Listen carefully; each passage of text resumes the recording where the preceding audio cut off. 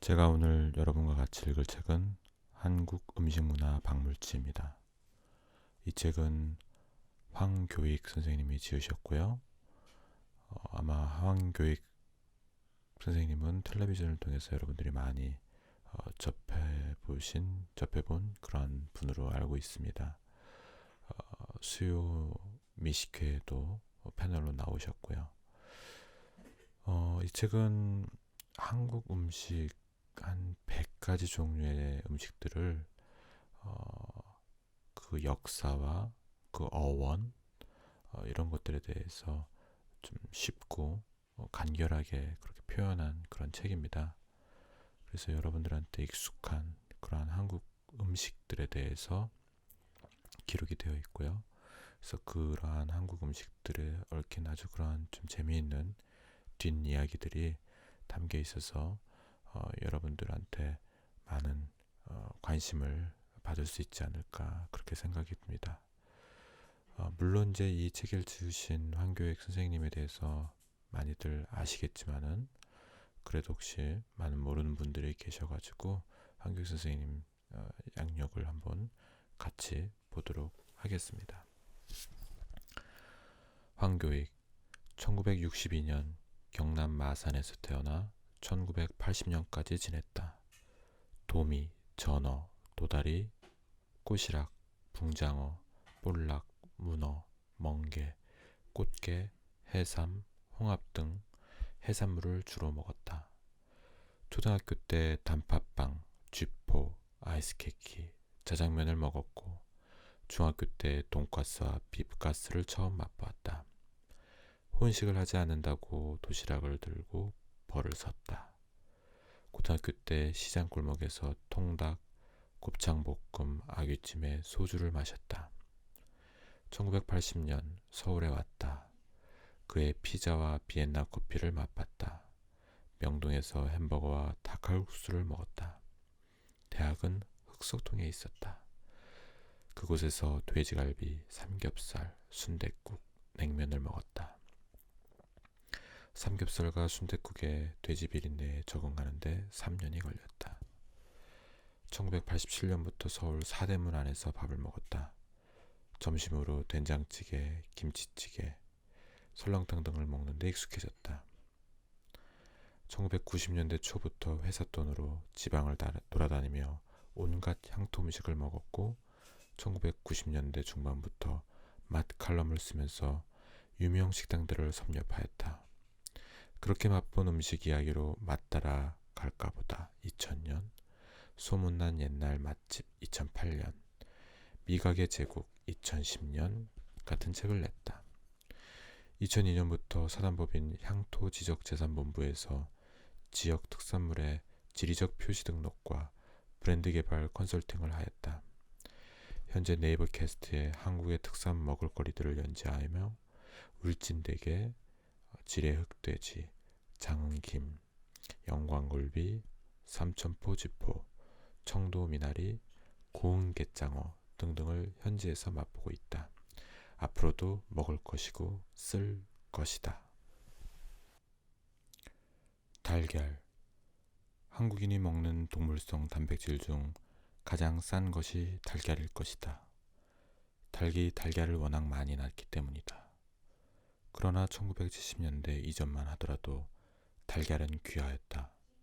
산란계의 대량 사육이 없었기 때문이다.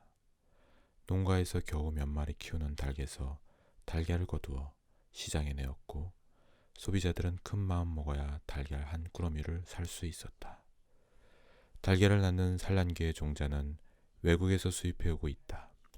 한국에서는 대부분 갈색 산란계를 수입하여 시장에는 갈색 달걀만 있다. 산란계는 크게 백색 산란계와 갈색 산란계가 있는데 한국에서만 유독 갈색 산란계만 선호하고 있는 것이다. 1990년대 달걀 판매업자들이 갈색 달걀이 또종딱 달걀인 듯이 홍보하면서 벌어진 일이다. 백색 산란계가 사료 효율이 높고 질병에 강하여 여러모로 이득인데 잘못된 정보로 인해 한국인 전체가 비효율적인 소비를 하고 있는 것이다. 일본의 시장에는 흰색 달걀만 있다. 양계업자들이 갈색 산란계를 선호하는 데에는 또 다른 이유가 산란계 중 생산성이 떨어지는 닭은 고기닭으로 파는데 알록달록한 갈색 산란계의 때깔로 인해 토종닭으로 팔 수 있기 때문이다.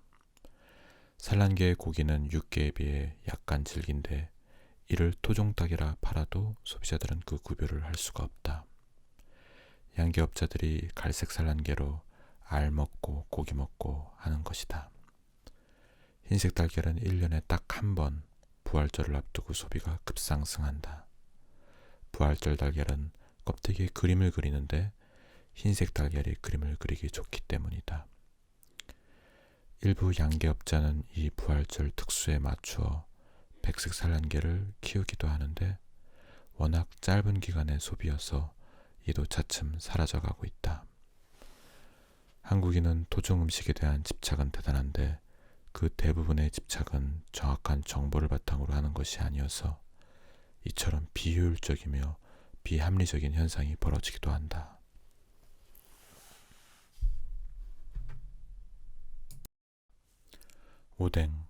오뎅을 어묵이라 말하지만 잘못된 것이다.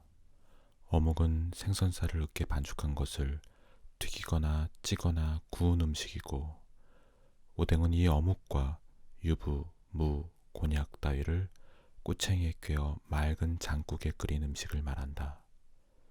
어묵은 오뎅의 재료일 뿐인데 그 재료에 음식의 이름이 붙은 것이다. 오뎅을 바르게 옮기면 꼬치 또는 꼬치 안주이다. 오뎅이 어묵으로 그 의미가 바뀐 것은 해방 이후의 일로 보인다. 일제강점기 선술집 중 하나가 오뎅집이었다.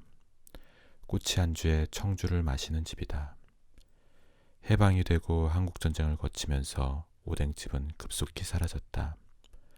서울 사대문 안 뒷골목에 정종집이 일제강점기 그 오뎅집의 흔적이라 할 수 있다. 한국전쟁 이후 오뎅집의 꼬치 안주가 길거리로 나와 안주가 아니라 간식으로 소비되었다. 어묵은 여전히 꼬치에 끼었지만 유부, 무, 곤약은 사라지거나 따로 꿰어졌다. 장국에도 변화가 있었다. 가다랭이 포와 다시마로 내던 국물에서 마른 멸치 국물로 바뀌었다.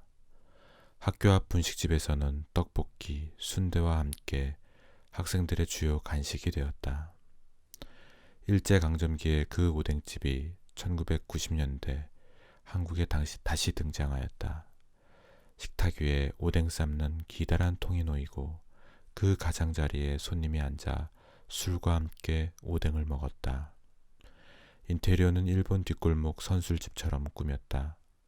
나무에 유리를 끼운 미닫이 문을 달았고 바닥과 벽도 나무로 하였다. 젊은이들은 이 오뎅집에 환호하였다.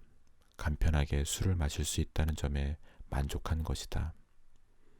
또 한국 젊은이들이 일본 여행을 자주 하게 되면서 일본의 오뎅집을 보았을 것이고 그 여행의 추억을 되새기게 하는 공간으로서도 역할을 하였을 것이다.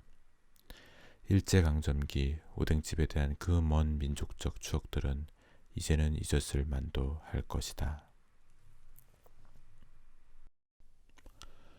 빈대떡. 빈대떡에 대한 어원 설명이 여러 가지이다. 먼저 빈대떡, 즉 귀빈을 접대하는 떡이라는 말이 있는데 그 뜻이 되려면 한자어 구성 원리상 대빈떡이라 하여야 하니 후세에 만든 이야기일 가능성이 높다. 빈자떡, 즉 가난한 자의 떡으로 빈자떡이라 하다가 빈대떡으로 바뀌었다는 말이 있다. 중국 음식 이름인 병저가 빙자, 빈자, 빈대로 바뀌었다는 설도 있다. 빈대떡은 녹두로 부치는 떡인데 녹두의 사투리에 푸르대가 있다. 푸른 콩이라는 뜻이다. 이 푸르대가 풀대, 분대, 빈대로 변하였을 것이라는 주장도 있다. 빈대떡에 대한 어원 설명이 이처럼 다양하고 분분한 것은 그만큼 한국인의 일상에 깊이 들어와 있는 음식이라는 의미이기도 하다. 무릇 음식 이름이란 사람들이 흔히 먹는 것일수록 그 변용이 다양하고 어원도 입으로 전승되어 복잡한 것이다. 그 어원이 어떠하든 빈대떡은 서민의 음식이며 앞으로도 그러할 것이다. 빈대떡은 서울의 음식으로 여겨진다. 서울에 빈대떡집이 많았기 때문이다. 종로구 관철동, 청진동, 무교동, 설인동의 뒷골목에 선술집이 많았고 여기에서 파는 음식이 빈대떡과 막걸리였다. 일제강점기에도 해방 이후에도 한국전쟁 이후에도 쭉 이 빈대떡집들은 명맥을 이어왔다. 서울 서민들의 사랑방이었던 것이다. 1980년대 이후 무교동을 시작으로 이 지역들이 개발되기 시작하였다. 빈대떡집들은 그때그때 피맛골로 북창동으로 자리를 옮겼다. 2000년대 들어 마지막까지 남아있던 피맛골과 청진동 일대가 개발되면서 옛 빈대떡집들은 대형 건물의 한 귀퉁이에 남았거나 좀 더 멀리 이전을 했다. 600년 도읍지라 하지만 서울에는 서울을 대표하는 서민의 음식 하나 변변한 것이 없다. 한자리에서 수십 년 버티며 서울 서민의 삶이 곱게 깃들인 식당 하나 그럴듯한 것이 없다. 각박하게 사는 것이다. 두부. 파리에 사는 주부들은 빵을 사다 묵히지 않는다. 식사를 할 때마다 그녀들은 빵집에 가서 빵을 사오고 남으면 버린다. 식사란 모름지기 그래야 한다고 나는 생각한다. 두부만 해도 그렇다. 막 사온 것을 먹어야지 밤을 넘긴 두부 따위 먹을 수 없자는가 하고 생각하는 게 정상적인 인간의 사고다. 무라카미 하루키가 두부에 대해 쓴 수필 중 한 대목이다. 한국인도 막 만든 두부가 맛있다는 것을 잘 알고 있다. 그래서 즉석 두부 전문점을 찾아 두부를 먹는다. 그러나 가정에서 두부 먹는 방식은 그렇지 않다. 플라스틱 용기에 물과 함께 담겨있는 두부를 먹는다. 공장에서 만들어 법적으로 보름 정도 유통기한을 확보한 두부이다. 하루키식으로 말하면 정상적인 인간의 사고를 하지 않고 두부를 먹는 것이다. 1980년대까지 한국인은 갓 만든 두부를 먹었다. 동네마다 가내 수공업 두부 공장이 있었고 여기서 밤새 두부를 만들어 새벽에 팔러 다녔다. 요령을 흔들거나 두부 사이소를 외쳤다. 아침을 넘기면 동네 구멍가게에 그 두부가 진열되어 있었다. 그 두부가 나를 넘기는 일이 없었다. 금방 상하기 때문이었다. 일본은 아직 이런 동네 두부들이 건재한데 한국은 이를 버렸다. 1980년대 한 식품회사에서 두부를 플라스틱 용기에 포장하여 판매하는 방법을 내놓았다. 살균 처리를 하여 장기간 보관할 수 있는 두부였다. 두부가 외부에 노출되어 있지 않으니 위생적으로 보였다. 이를 포장두부라 하였다.